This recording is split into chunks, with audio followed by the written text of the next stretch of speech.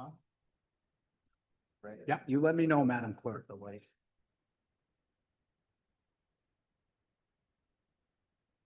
No.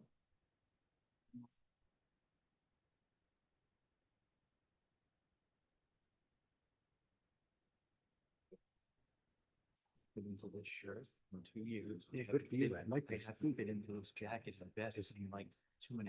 Is it coming pants? No, I think one with jeans. Where are jeans? I'm sorry, Madam Clerk, you said we're good to go? Okay.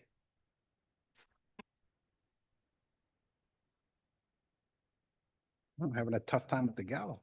Okay, good evening, everyone, and welcome to the regular scheduled meeting of the Cumberland Town Council for March 18th, 2026. For our record, all our councilors are indeed present. I'm calling the meeting to order at 7:36 p.m. And we're going to move down to the Pledge of Allegiance. Please join and stand with me. I pledge Allegiance to the flag of the state of America and to the republic for which it stands, one nation, under God, indivisible, with liberty and justice. Thank you. Next item on our agenda is general announcements. Does any of the council members have a general announcement they would like to make? Hearing none, I'm going to move down to the next item, which is consent agenda. If there are any questions or comments on the consent agenda, Just one correction. Councilor Bolio. Thank you, Mr. President. One correction on the minutes from March 4th. Page 3, it says Counselor Shaw noted he had been a first Lego League coach 16 years ago. I'm pretty sure that was me that said that. So just for the record, thank you. Any other questions or corrections? Okay, if there's no further comment, and with that correction, I will take a motion to approve the consent agenda. So moved by Councilor Shaw, second by Councilor McGill. All in favor of proof, say aye. Aye. Any opposed? The consent agenda passes by a vote of 7-0. I'm going to go to our first public comment. So if anyone in the chamber would like to address the council on any matter, please step forward. Just state your name and address for the record. I see none in the chamber. Is anybody joining us virtually? Okay, we're going to go right down to our next item. We are now at reports and communications. We have reports out of executive session votes that may be necessary to report. We have no votes taken in executive session. Next item, I'm moving down to a presentation from the Cumberland Education Foundation and request for a rental fee waiver for an event at the Lodge at Diamond Hill and a possible vote. Welcome. Well, thank you very much, Chair Kinchin. We're really delighted to be here. I am Rosemary Riley Shamat, and I'm joined by John Marquet. We are part of the board of the Cumberland Education Foundation, and I know that some of you have heard of us before, certainly Councilwoman Bolio and Chair Kinch and Councilman Bob Shore. And so this will be an update for you. And if you're not familiar with the Cumberland Education Foundation, we're really delighted to introduce you to our organization and our work. So again, I'm serve as the chair, and Jason Costa is the treasurer. Amy Goggin is the secretary. John is here with me, and Eileen LaChance and Corey LaFave are also part of our board. So a little bit of our history. We were established in 2016 as a 501c3 not-for-profit organization, and we were established to strengthen the connection between the community and the public schools. And we want to move education within our town forward in several ways. Oh, I'm sorry about that slide. So we serve as a catalyst for the development and promotion of innovative ideas across the district, and we do that predominantly with grant making to our schools and an annual grant making process. We support students who want to further their education through annual scholarships, and we're dedicated to increasing community awareness and support for our schools, and again, creating that connection between the school and our community. So in terms of our impact, we have influenced education outcomes by seeding innovation across teachers in our schools. We elevate educator voices. We predominantly have educators who apply for the grants that we have, but it could be open to parent groups, student groups, et cetera. And we foster innovation. And now I'd like to turn it over to John to share a little more. Absolutely. Good evening, everybody. Thanks for having us here tonight. Just a little bit about myself. My name's John Marquet. I'm actually a resident of 25 years here in Cumberland. I live here with my wife, my daughter, who is a sophomore at Cumberland High. A few things. Education and supporting students and teachers is one of my passions. I'm a former educator. For the last 23 years, I've been working on the K-12 side of the corporate world. So it's something that I'm very passionate about. CEF is an amazing organization with an amazing mission. In short, what we do is we fundraise so we can give back to the community, specifically to teachers through the grants, so they can work on innovative projects, and to students directly through scholarships that they apply through our process. So we're a very small but mighty board, and all of this happens through fundraising, right? It's a big lift.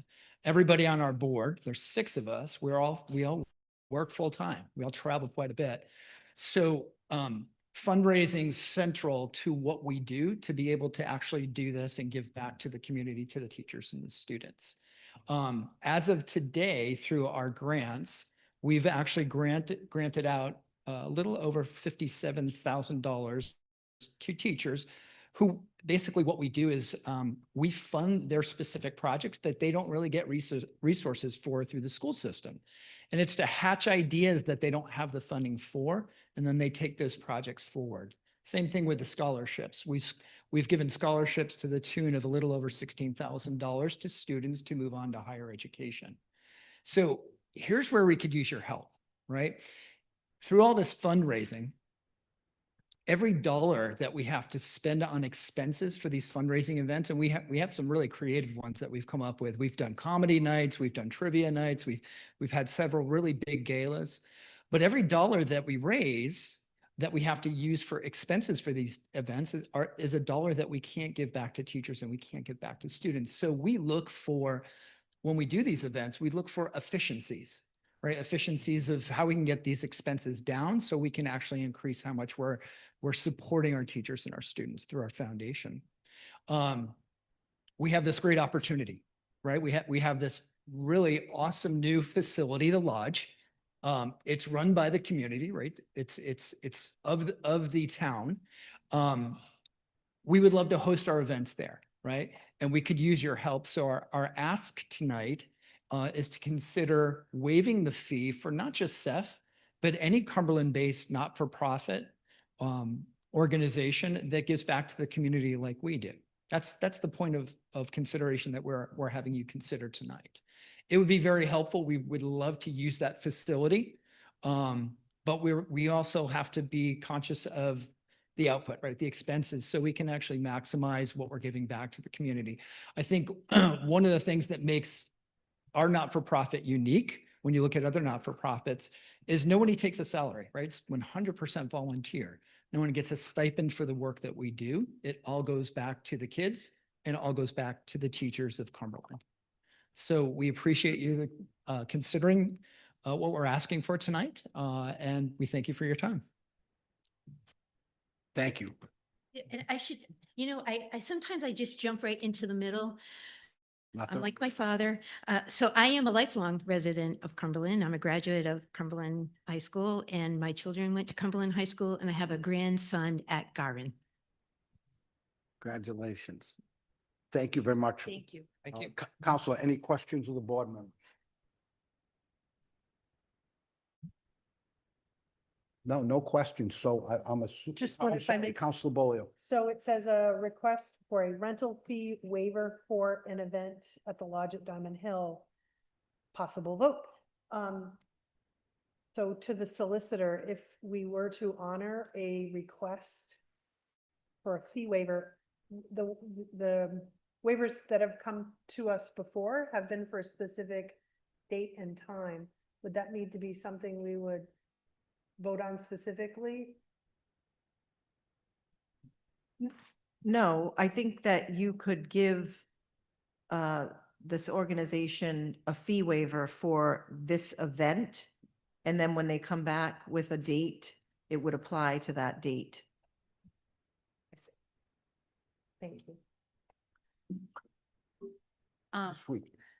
Do you know when you're looking at having the event? Is it month-wise, day-wise, time-wise? Yes, so kind of to John's point, we were actually thinking about before the break, a casino night, but the fundraising and the sponsorship was difficult. So now we're thinking about something towards the end of April, beginning of May, as like an engagement, a community engagement event. Okay. Yeah. I definitely, don't have a problem supporting you asking for, a waiver or reduction, but I wouldn't support doing it for all of the nonprofits listed in town, only because at this point, the lodge hasn't been open all that long, and I think we would really need to understand what that looked like, and that's why when we set up the ordinance last year, we did spend quite a lot of time talking about the fees, talking about the structure, and we decided that we would have this ability for people to come before us. So I don't mind supporting it, but there are certainly nonprofit organizations that are also kind of essentially huge corporations that, people do get very large salaries and things. So a blanket pass, I wouldn't be in favor of at this point, but certainly for your organization and the good that you do that directly impacts the community.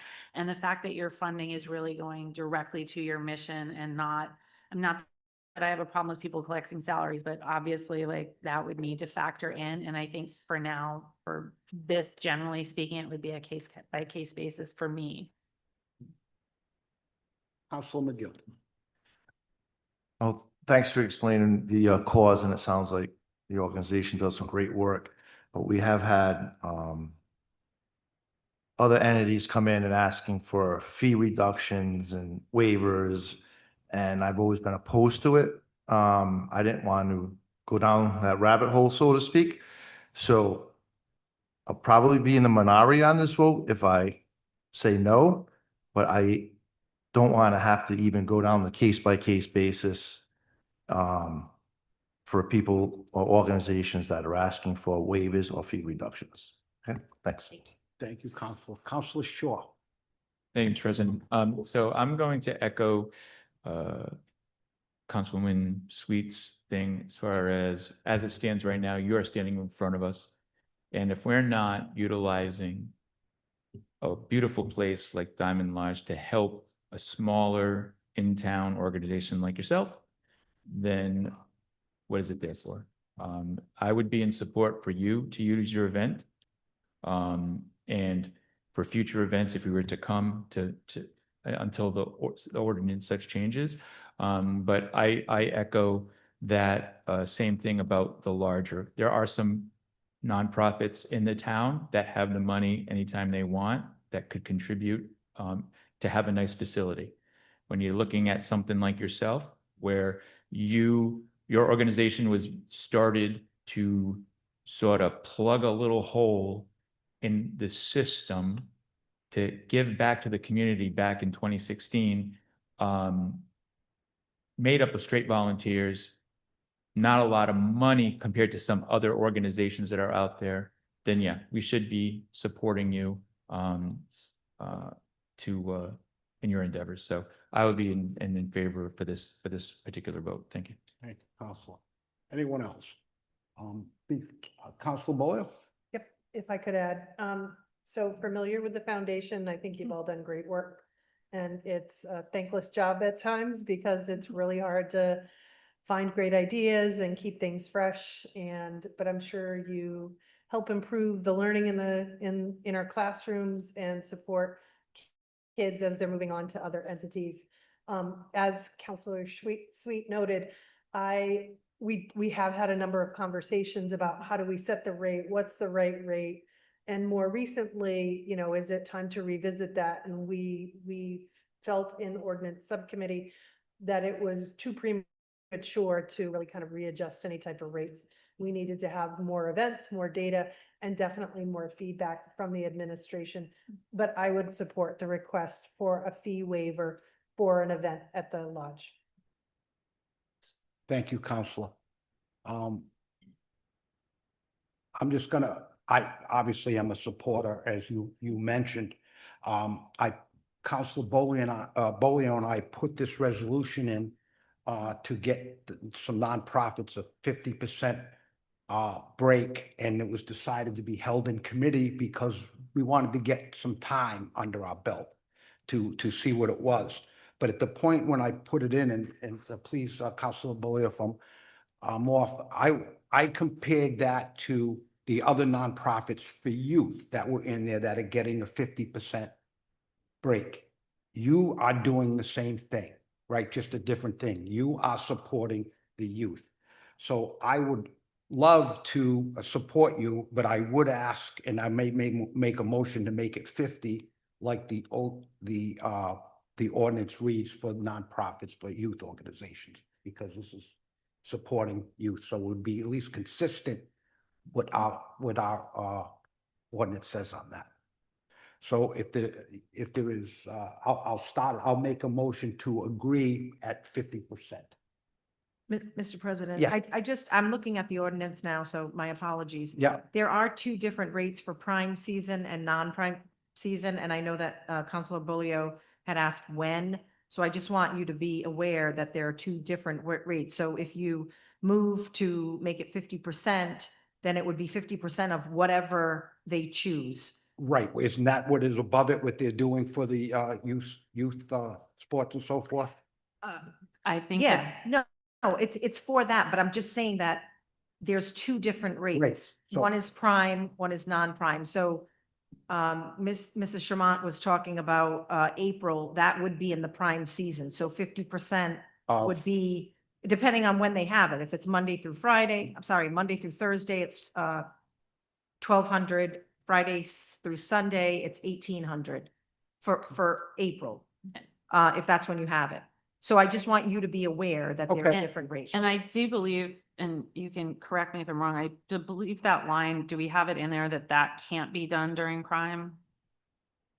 So our built-in No. discount says, Right now, your special circumstances says residents or organizations may ask to appear before the town council. no, I mean on the youth Oh. side, the line above, I'm pretty sure it says that Number they're. 4 says not available during the prime months, Friday through Sunday. I don't know if they're gonna do it midweek or. Oh, so for town events, there's several exemptions. And it says school department sanctioned functions will only pay staff fees. And that's not available during prime months, Friday through Sunday only. And then Cumberland sanctioned sports teams, Cumberland School Booster Clubs, PTA and PTO will pay 50% of resident fees not available during prime months, Friday through Sunday only. Okay, so this would be in a prime month? April is a prime month. The prime months are April, May, June, September, and October. And the non-prime is January, February, March, July, August, November, and December. Of course. There's a small chance that just being the nerd that I am, that I might have done more of a deep dive on this than some people with rates. These dives are good. And I will say that, similar discounts at some organizations around the state did have a restriction. I personally, having done all of that research and considered it, in ordinance subcommittee and here, would feel comfortable with this organization being able to use the discount in that prime time. It's a one-off. Certainly in the future, if it was something where you could get the timing out, great. But, if there's an open spot at that point, usually people are planning some bigger events a little bit further, like a wedding or something. So it's not like you're really going to be interfering with something like that. So I would still stand with your 50% if you're comfortable with that. Like, I am even if comfortable it's. at prime time, if I could make that. Yeah, mo- yeah, and you can. I was just giving, because No, it sounds like people were comparing, You're and it does absolutely give right. you the opportunity to essentially do whatever you want. Yes. So, Well, then with that said, I will amend the motion to allow the Cumberland Foundation a 50% discount during prime time. Or either whenever Yeah. you choose, it's 50% either prime time or non-prime time. Okay, Thank I'll you. second. second by Counselor Bolio. All in favor, say aye. Aye. Aye. Any opposed? The discount passes. Did you say yeah? No, I said yes. Oh, okay. The resolution is. Thank you very much. The resolution, No, because that falls more within the, what our ordinance says, so I'm fine with that. Thank you. Thank you. thank you again for everything you do. Okay, next item on the agenda, we're moving down to our monthly quarterly financial reports ending January 2026. Does anyone have any questions on that? Counselor Bolio? Yep, thank you. Just curious if we could have a summary related to snow removal. I know looking in the report, I can see that there's some activity, but I don't know if it represents the totality of related work for snow removal. I can say that no, there's not, there are bills still coming in, but, you know, so whatever is in the finance report, which I don't specifically know right now, but I can tell you that it is not the whole, it is not the total number by any means. Thank you. Any other questions? We're moving down to the check register of 2026. Any questions on the check register? Hearing none, I'm going to move down to item D. We got a request from the tax assessor to review and approve January 2026 abatements and supplementals. We have a real estate 2025 real estate supplement for approval in the amount of $803.35. If there's no questions, I'll take a motion to approve. So moved by Councilor Shaw. It is second by Councilor McGill. All in favor to approve, say aye. Any opposed? The supplement are approved by a vote of 7-0. Going down, we are now at F. We have our department reports. Just for the record, it's Animal Control, Amarillo Building Official, EMS and Library, Parks and Recreation, Planning Community Development, the Police Department, Senior Services, and the Town Clerk. Are there any questions on any of these reports?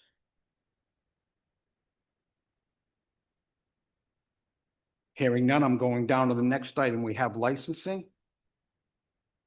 So we're at licenses. We have a third class Bitterling house license for 2026, 2027 license renewal.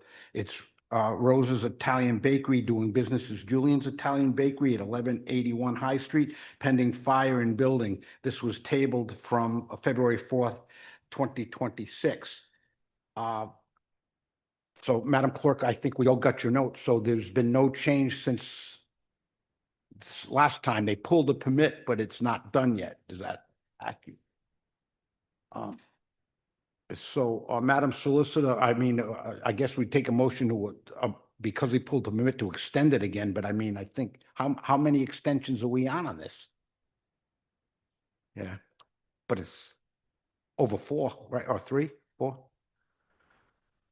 Okay, so does anybody have any comment, or do we want to take a motion to give them another 2 weeks, or?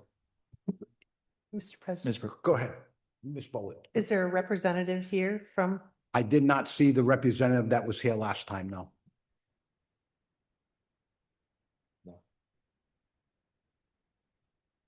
I mean, if we're just commenting, I'm starting to resent the fact that I keep having to vote on extensions. I mean, I understand that there were some very specific problems and issues, and he came and he spoke to us, but to not even show up online right now, I'm getting close to being unwilling to vote for an extension. Thank you. was he made aware? I know he was right, but no reminder. I'm just asking, was he? Okay. Me personally, I know we just hate to do it and all, but there was some sort of movement as far as the needle going. Yes, the permit was pulled 2 days ago. But I think that, I agree with the Councilwoman Sweet's, sentiment of getting frustrated. But I don't think we'd be doing, sometimes you just have to keep going with the extension if there is movement. But the patience is wearing thin on my end when it comes to how, like, I can hear it in the council president's voice, like, how many more times are we going to do this? I hope not too many, but I feel at least we owe it to a local business to sort of give it that one more go round and get the town, maybe to light a fire under his butt to do what needs to happen. I don't know, but I'll be supporting an extension if one is suggested. Any other questions? So I would assume that would be a motion by Counselor Shaw to extend this license application for one more council meeting, which would be another 2 weeks. And if that is not acceptable or met, we're going to take the next step. So if that's, does Counselor Shaw have a second on that for one more extension? I have a question. Counselor Bolio. Yep, so, it looks as though there was non-permitted work completed. Do we know if that's accurate? And does that allow for remediation with a licensed plumber to, review and remediate? Is that what we're expecting to happen? But doesn't it say in there they were just gonna Madam cap it off? Solicitor, did you? Well, I do believe, so, yeah, what's on the agenda? The victualling house license, is that what it is? Yes. So these non-permitted activities that happened at 1181 High Street are not really related in my, from what I understand, to the actual business that is asking for this victualling house license. Okay. This non-permitted work was not related to that business. It was to, and I'm, like I say, don't take it to the bank, but it was to add additional businesses to the location Okay, or site. So the problem, which I believe has been corrected, was in the midst of doing that non-permitted work, you had a situation that could have been unsafe at the permitted business that is operating at 1181 High Street. I believe that those issues have been corrected. So I don't want to stake my life on it, but it is not related to, and we know it's the bakery there. So I think that one more, just to clarify, one more extension would be appropriate. Because I don't believe any of these have anything to do with the safe operation of the permitted business that is currently occupying that space. thank you, that's helpful. Thank you. I appreciate that, and I support the extension of one additional council meeting? One more council meeting. So I got a motion by Counselor Shaw. It has been seconded by Counselor Bolio. All in favor for the extension? Could I have the date, Madam Clerk? April 1st? So I got a motion and a second to extend this license to April 1st. Can I just ask one follow-up question? And we may not have the answer to this today, but if you're in a building and there's some issue cited, why is this preventing them from getting this license specifically when the building, is it presenting a safety issue and is it preventing them from executing their business? So once again, this is probably a little outside my lane, but I've already jumped into it, so I'll keep going. that I think originally, there was, so this has been on the docket for, Yep. you know, losing track, right? So it definitely was, and I think at some point you'd want this all to be clarified and completely legit. So I think there's, you know, probably a little of that. But, and once again, I believe, but it was a couple weeks ago when I spoke to the building official, and I did not speak to the building official about this today, but there was a couple of, you know, very minor repairs that needed to be made, and I am under the understanding that those repairs were made. However, I think to close out the whole issue, it remains on the agenda. Do I think that they necessarily have to, it has to be that way? Probably up to debate. But in absence of a concrete answer tonight, I think the proper thing to do is give it one more meeting, and we'll make sure that everything is the way it's supposed to be, so that you no longer have to be stuck in the middle of this, situation. Thank you. Thank you. So I'm sorry, Councilman.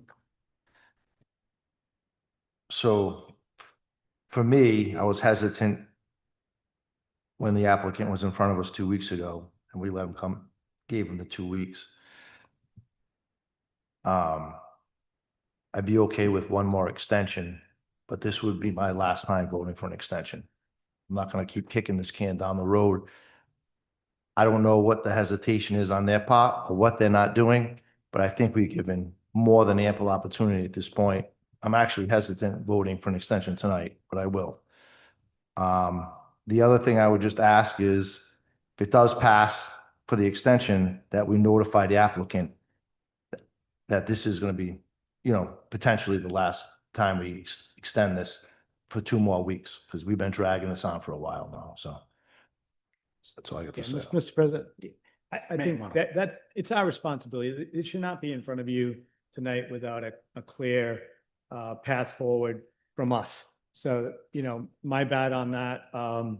So you should not be in that spot. We should either be telling you that it's not safe and you should shut it down, or it is safe and it's unrelated, but clearly right now, you don't have the information that we should have provided to. So my apologies.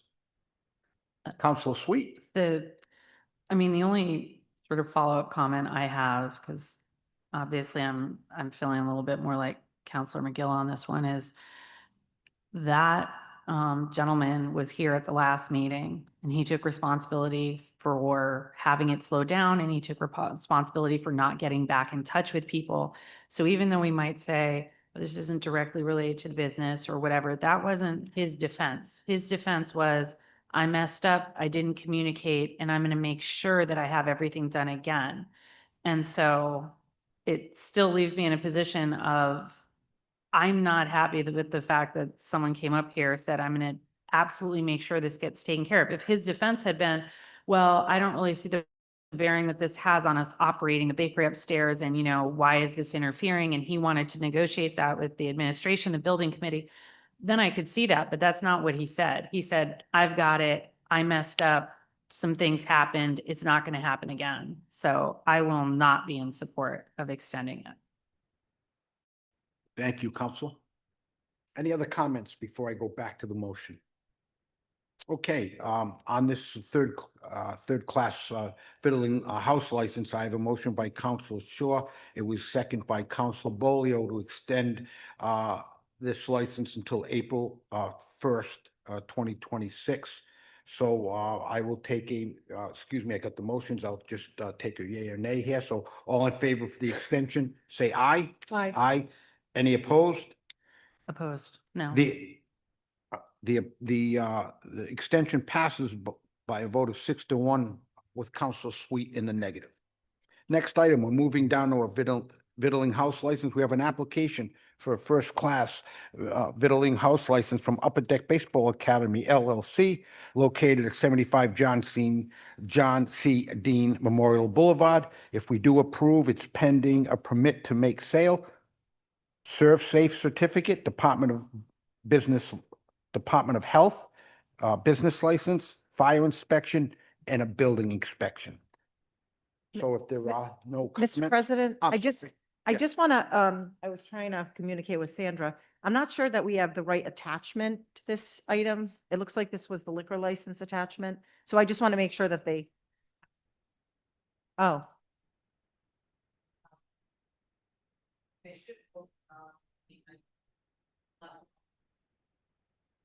Okay, yeah, because this says liquor license application, so. Okay, just wanted to make sure. Thank you, Madam Solicitor. I do see a representative here. Would you like to come up and make a comment before we cast a vote on this license? Just state your name and address for the record, if you don't mind. Good evening. I'm Jeff Lyons, 27 New York Avenue in Cumberland.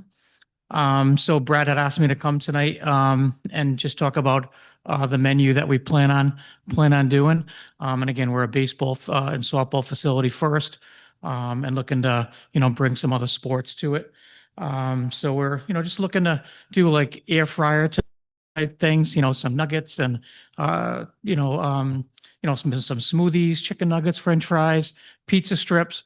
One of the biggest things that we get is, we have moms with 3 kids looking to, feed my kid while it's sitting through a 2-hour practice. So those are things we're just gonna, keep it simple to start, have the best baseball facility we can have, and just satisfy these requests for, some picky foods that the moms and dads want while they're watching the practice. So like I said, just quickie stuff, air fryers, maybe some protein smoothies, things like that. Hot dogs, a little rotisserie, things like that, water and, Gatorade, stuff like that, and beer and wine. And, so let's, looking forward to it. It's a Thank great you. opportunity. Thank you, Mr. Lyon. Does anybody have any questions of Mr. Lyon on the menu? Mr. Shaw. Just a question going back to, when you have a fryer and stuff like that, and I noticed, I don't know why I didn't notice at the last meeting, but there's nothing that I see that identifies a kitchen area. And if I'm not mistaken, it has to be a separate kitchen area, Madam Solicitor, correct? There is a separate kitchen area, that's going to be, like a sealed in entrance. And that's going to be like a little pub food type area when you first walk in the building. Okay, but I'm just saying, I'm just making sure I'm not missing it as it was presented to us, because we have nothing in our packet that shows a kitchen area. Okay, That was that was ultimately was my question. okay.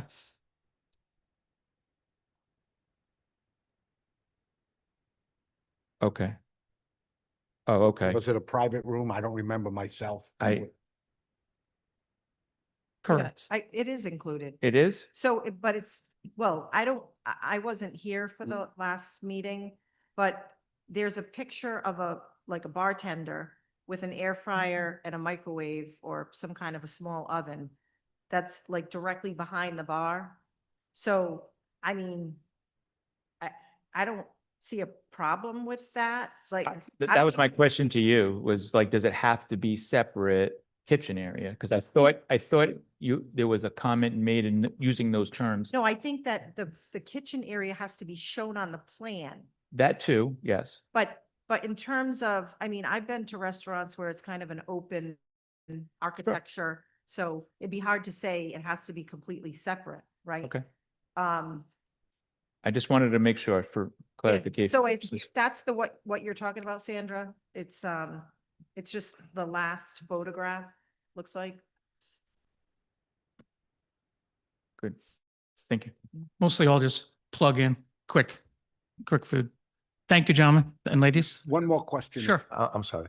So everything on the menu can be made in the air fryer, or looks like a little like oven? Correct. Right, Yeah, there's just no- air fryers, like a small little pizza oven. Yep, that's what I see Everything, there. yep. Yep.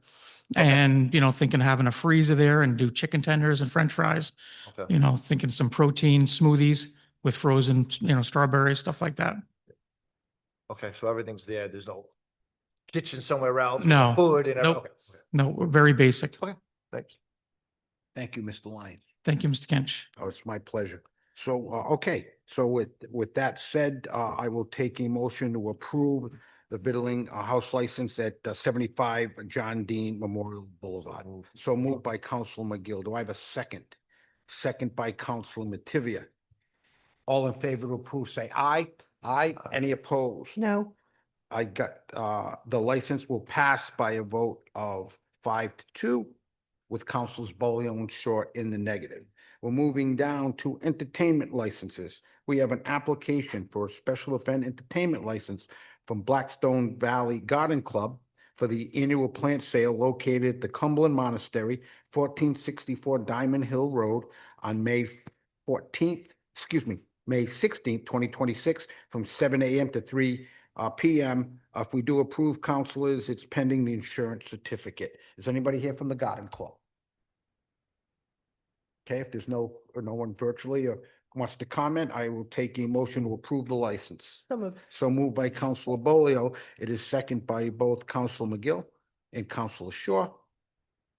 All in favor to approve, say aye. Aye. Any opposed? The license passes by a vote of 7-0. We are now moving down to special entertainment license here. So we got an application for a special event entertainment license from Cumberland Public Library for music at the monastery located at 1464 Diamond Hill Road on June 10th, July 8th, and August 12th of 2026 from 6:30 to 8:30 p.m. We do approve. Everything is in order. I don't see anybody from the library here, so there's no further discussion or comment. I'll take a motion to approve this license. So moved by Councilor McGill, second by Councilor Shaw. All in favor to approve, say aye. Aye. Any opposed? We are, this license is approved by a vote of 7-0. We're moving down. We are now at an application for a special event license for Adapt X Inc. for the 2026 Unified 5K Cumberland event located at the Cumberland High School at 2600 Mendon Road on June 6th, 2026 from 8:30 to 11:30. If we do approve, it is pending the promoter's permit. Anyone here from Adapt X? Okay. Okay, so no one's here from the organization. I will take a motion to approve if there's no further questions. So moved by Councilor Shaw, second by Councilor McGill. All in favor to approve, say aye. Any opposed? This license passes by a vote of 7-0.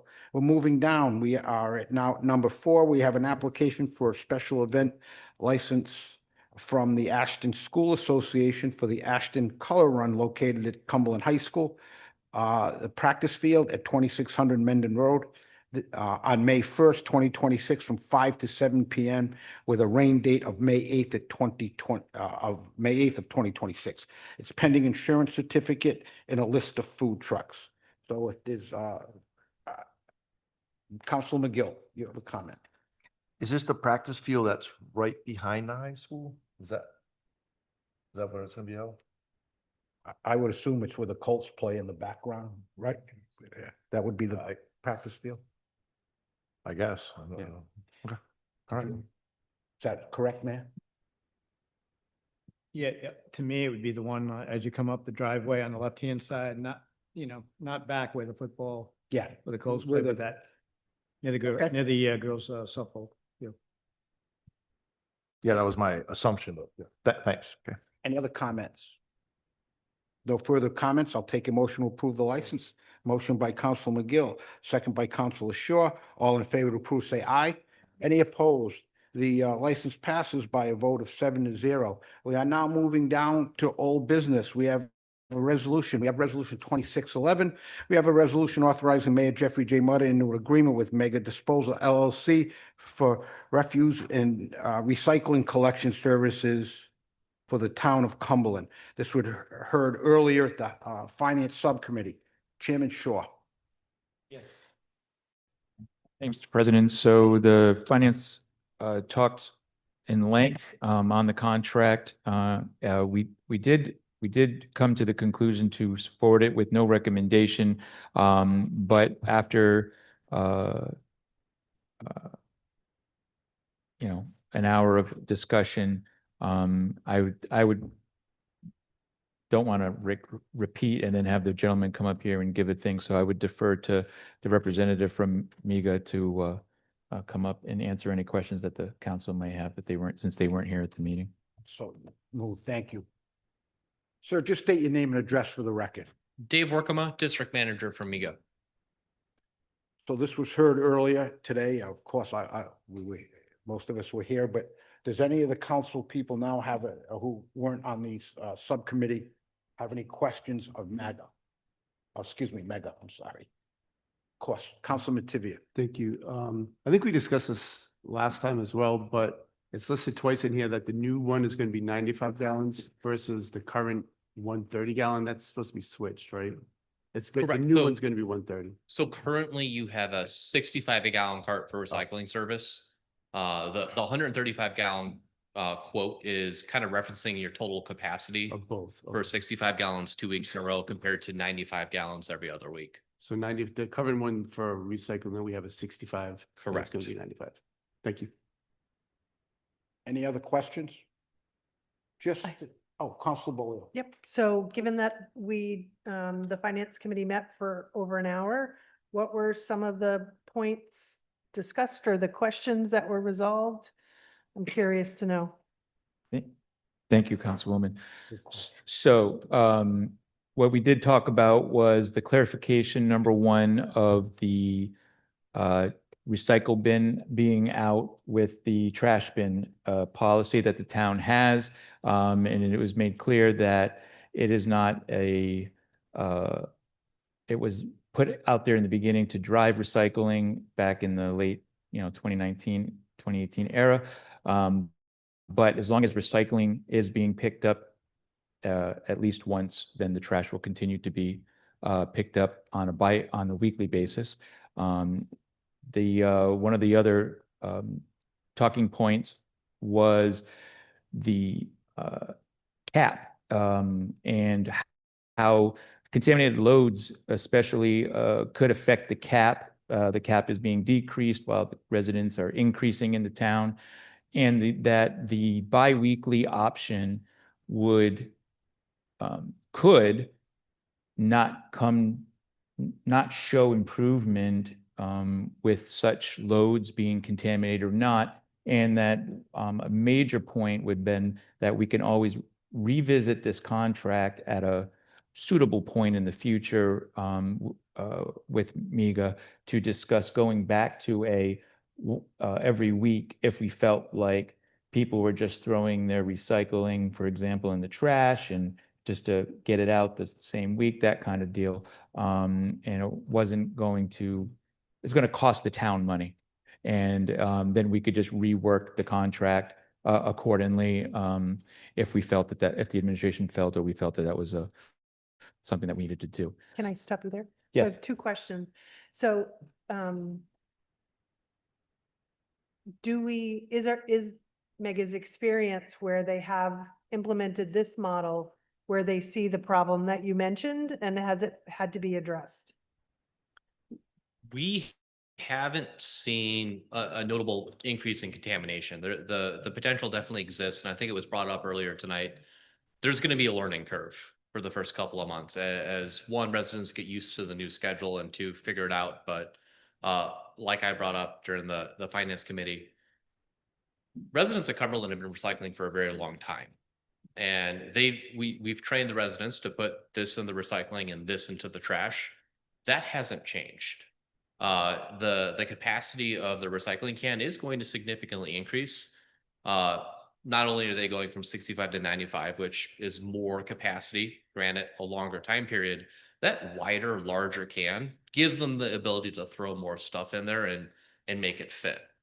So we should not see a significant increase in contamination, but it is something that we'll need to watch for. But I've understood that contamination currently is an issue that has caused encumbrances, financial encumbrances to date. Yes, yeah, and that's not unique to Cumberland. You know, contamination is something that my residential drivers face every single week in every single town, and it's looking at what they've dumped. It's once it's in the truck, you know, once it's in the truck, it's in the truck. But it's keeping track of where they're at when they see that stuff going into the truck and reaching out to the municipalities so that we can address that on a resident by resident basis. And is the problems that we face related to that proportional to our community? Is it the same problem everywhere else, or do some communities have lesser issues with contamination? And are you aware, do they have programs in place to help remedy that? There are certainly municipalities that are much worse than Cumberland. Yep. And I'm certain there's municipalities that are better. What we've often seen is it's not necessarily a whole community-wide problem. It's often certain neighborhoods in a community where, hey, for example, the Thursday route in this community is just traditionally they're not getting it, and that's where we can work with you guys to help focus some more education to that part of the neighborhood. So have we done that to date? I'm not sure if we've done that specifically with you.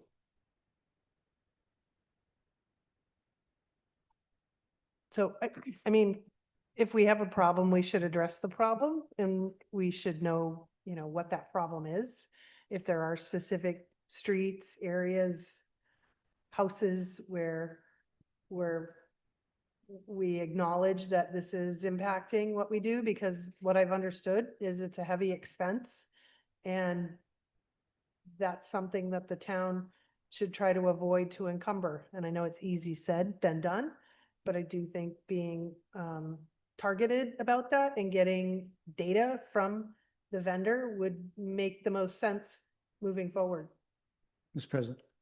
So that data, that comes in-house. And so during the finance committee, I spoke to that last year. In the last few months, we went over the cap, and it resulted in an expense that was like 240,000 over budget. Nothing has changed. In this year, we are currently 8 months through. We are running under the cap, and nothing has changed. So, and Mr. Dew, our previous Public Works Director, was at the Finance Committee. I think some of that is related to, there was an uproar amongst municipal officials for the same thing, for the same, what you're speaking to, back last year. I don't know if they all faced the expense that we did, but somehow is different now. So we are not experiencing whether or not there's contaminated loads. I will tell you that from my review of the data, the $240,000 overage did not have anything, did it have something to do with that? Yes. Was it the lion's share of that 240? The answer is no. So, but that data we get, and it has really nothing to do with the trash haul. I mean, they pick up the blue bin, as I said in the Finance Committee, they pick up the charcoal bin, and then they haul it away, right? So, I'm not sure that it's necessarily relevant, but I can tell you that overage last year going over the cap and the arithmetic that is involved in them establishing the cap is interesting at best, in my opinion. And so how they have a formula in which they decide what that is. And if you look at historical data, it's very interesting as to, how they come up with that, but it is what it is. And, but right now we are running under, and we have not made any changes. So I don't know if anybody made some drastic changes in what they were putting in their blue cart and their charcoal cart, but I don't think so. I think the change was made, on the other side, and that's why we are not running as significantly over as we were last year. And to my recollection, last year was the first year that, I know it was the first year that we were that far over, and it may very well have been the first year that we were over at all. So, but we are monitoring that. I can guarantee you, the minute that we discovered that budget or expense side last year. We've been monitoring it very, very closely, so. And that is not the case this year. And just so I'm clear, and I know it's not specific to this agenda item, but when a load is rejected, it comes from the resource recovery. And then, but there is a way to determine the day of the week and maybe the truck that it was on or the area that it covered or something to that nature. Okay. And does resource recovery only give you bad reports? Do they give you good reports? Like, do they tell you, you disposed of this much waste and that much recycling? Or do they only tell you when it's bad news? No, they give you a report and I guess you can decipher whether or not it's good or it's bad. Okay. When it's under the cap, it's good. You don't get a reduction if it's under, you get Yeah. charged more if you're over, but they don't cut it down if you're under. And the cap is proportional to what? I'm not going to speak to that. There is some arithmetic, some formula that they derive that number from that, Magic dust and. well, no, I'm not really sure, but I know that as our population has increased, our cap has decreased. Which, so obviously it'll be net off recycling, but I mean, if you're going to add more people, it seems counterintuitive to think that your cap would go down. There's only so much that the recycling can offset, but I'm not an expert in that. My interest is in making sure that we don't go over the cap, and I believe that that there should be some discussion as to amending the cap, or I did have discussions. Can you buy a little insurance in case you go over the cap? I mean, is there a way to mitigate that? Because for you to come up with a $240,000 overage after you've passed the levy, is a problem for me. So, but I mean, long story short, we're not right now, currently, we're not facing that situation at the moment. And are the caps for the future fiscal years known? No. Oh. Okay, thank you. Thank you, Counselor. Counselor Sweet? I just remain concerned about this reduction in recycling capacity for households, because I know my recycling bin is often quite full and I don't even have 3 or 4 kids. So I can only imagine that this is going to be difficult for some people, and that more of that stuff is going to end up in the trash instead of even going into recycling. So I guess I don't fully understand why we're reducing that by 35 gallons every 2 weeks. Mr. President, Mayor. we are looking for every available avenue to cut expenses. And you'll understand why probably the next meeting. So that is, I'm actually terrified of that. that is the reason we did. And as I said in the finance committee, and we'll have to, in the contract, there'll have to be some provision for us to actually be able to revisit it. But the fact of the matter is, yeah, we're looking for ways to cut our costs. Do I think that it can be done? Yes. Will there be some that will need an extra cot? Yes. But that is a big reason why we're not the only community that does recycling every other week. Yeah, there's going to be a little bit. Of course, there'll be some growing pains, but we are looking for ways to save a few dollars. Not at I did say in the finance committee, this is one of the for your tax dollars. This is at the very basic level, and there's an expectation that we're going to pick it up on time, 52 weeks a year, and we're striving to do that. I believe we're probably in 98.5% successful overall on a weekly basis. Maybe not every day exactly the same time. But we're working with them to you know, it's aspirational. We're gonna try to get there because that is the expectation and that's what we should be striving for. But other than that, yes, we are looking for, you know, every way that we can be more efficient and save some money. If it does not work out and then we did have that discussion as well. You know, we have an opportunity to revisit it, or you could decide that you don't want to do it. And because ultimately you will decide on the funding package that gets approved. But yes, you will see why in, I think by 2 weeks, I think April 1st. Thank you. So that question is exactly what I asked you in the finance subcommittee meeting, where if we go every other week with recycling, will you find with other communities that do it, did you find that the homeowner would fill their recycling? It's not their week for pickup, so they take everything and throw it in the regular trash.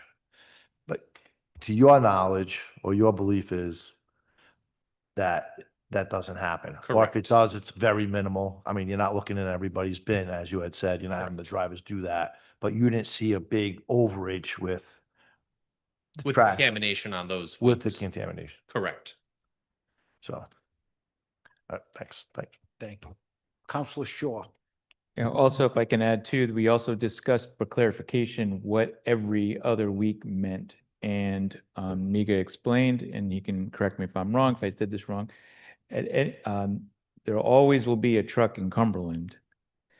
If you're take your current route, whatever day, if you're on a Monday, they're just going to split it in half, and it'll be a week A and a week B.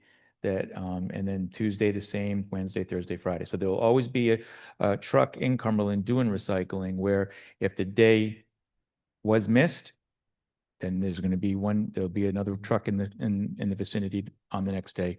And to the mayor's statement of, you know, that's what we're striving for as to at a minimum for that 1% is that eventually it will be picked up that week.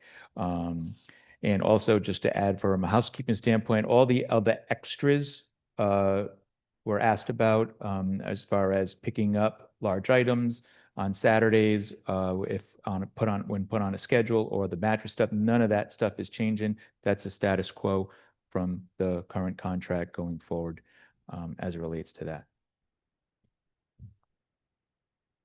Counselor Mativia. Thank you. I'm not sure if I'm missing it, but is there in here the difference between I'm going to the every other week, what the cost savings is? Good question. It was. I It was the last may have meeting. missed it. It's not there again?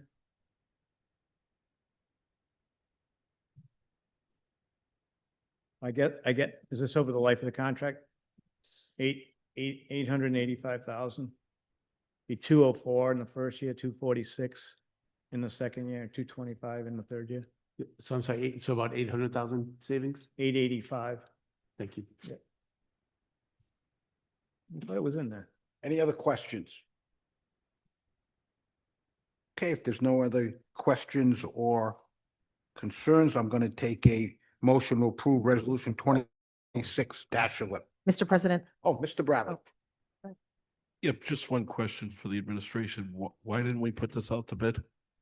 Or why do we not have to put it out to bid? We didn't have to put it out to bid because contractually, there was a provision in there that didn't force us to go out to bid. As I said in the finance committee, we've been discussing this. I believe that we've been discussing this for probably July or August of last year. And I believe in totality that they've done a good job providing this service to the town, notwithstanding that we've had some bumps in the road, especially in the last quarter, if you will, you know, December, January, February. So yeah, and honestly, the risk reward for going out to bid in a new vendor did not add up for me. So that's why. So just one other question, Mayor. We're already on an extension with them, correct? We are. And it was originally went out to bid in what year? 17? I wasn't here. Yes. Okay, yes. 2017. Yes, the first whereas. Good, Counselor. Oh, sorry. Madam So- Solicitor. There's been a couple of discussions about revisiting the contract, and there's actually a proposal in your packet, but not an actual contract or a contract addendum. So I would ask that you, if you're going to approve it, subject to my review so that we can make sure that revisiting language is in there. Thank you.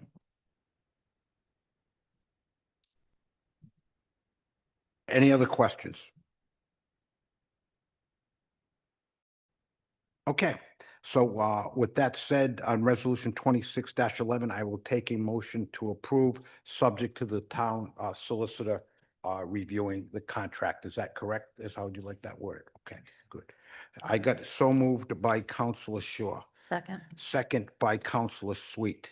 And we'll go to the roll call. Counselor Bradley, Counselor Materia, Counselor Shaw, Counselor McGill, Yes. Counselor Sweet, Yes. Counselor Bowyer. Yes. The chair also votes yes. The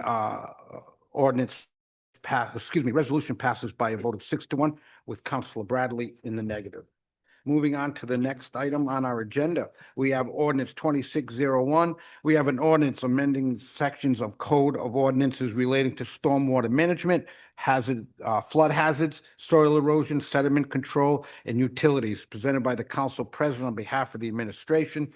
It is being requested that this matter is pending the planning board recommendation. It needs to be held until April 1st or April 15th. Depending on the ordinance subcommittee needs to review it. So Chairwoman Bolio, you haven't seen this yet, right?